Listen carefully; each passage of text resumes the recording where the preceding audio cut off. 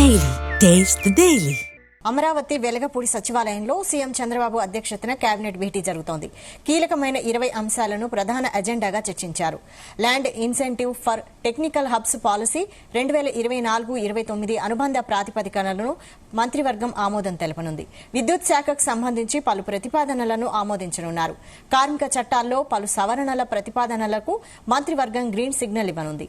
జలవనరుల శాఖకు సంబంధించి వివిధ పనులకు గ్రీన్ సిగ్నల్ ఇచ్చే అవకాశం ఉంది. కార్వాన్ పర్యాటకానికి కేబినెట్ అంగీకారం తెలపనుంది. అమరావతిలో వివిధ పనుల వేగవంతానికి స్పెషల్ వర్సెస్ వెహికల్ ఏర్పాటుకు గ్రీన్ సిగ్నల్ ఇవ్వనుంది. ఇక అమరావతి సహా రాష్ట్ర వ్యాప్తంగా పలు సంస్థలకు భూ కేటాయింపుల ప్రతిపాదనలకు ఆమోదం తెలపనున్నట్లు సమాచారం.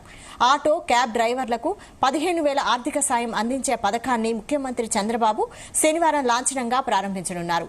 విజయవాడ సింగ్ నగర్లోని మాకినేని బసవైపున్నయ్య స్టేడియంలో ఈ పథకాన్ని సీఎం ప్రారంభిస్తారు.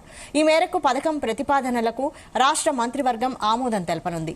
మున్సిపాలిటీల్లో మౌలిక సదుపాయాల కల్పనకు సంబంధించి అమృత్ పథకం 2.0 పనులకు మంత్రివర్గం ఆమోదం తెలపనుంది. కుష్టు వ్యాధి పథకం తొలగించేందుకు వీలుగా చట్ట సవరణ చేయనున్నట్లు తెలుస్తోంది.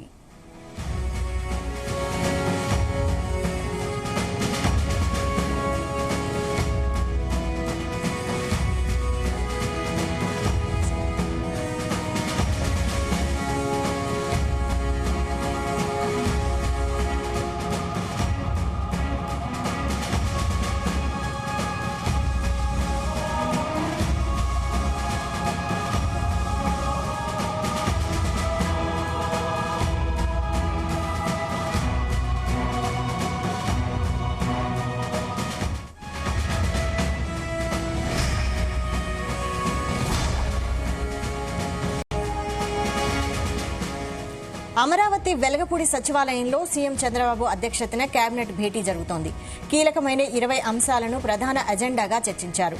Land incentive for technical hubs policy 2024-29 అనుబంధ ప్రతిపాదనలకు మంత్రివర్గం ఆమోదం తెలపనుంది. విద్యుత్ శాఖకు సంబంధించి పలు ప్రతిపాదనలను ఆమోదించనున్నారు. కార్మిక చట్టాల్లో పలు సవరణల ప్రతిపాదనలకు మంత్రివర్గం గ్రీన్ సిగ్నల్ ఇవ్వనుంది. జలవనరుల శాఖకు సంబంధించి వివిధ పనులకు గ్రీన్ సిగ్నల్ ఇచ్చే అవకాశం ఉంది. కార్వాన్ పర్యాటకానికి కేబినెట్ అంగీకారం తెలపనుంది. అమరావతిలో వివిధ పనుల వేగవంతానికి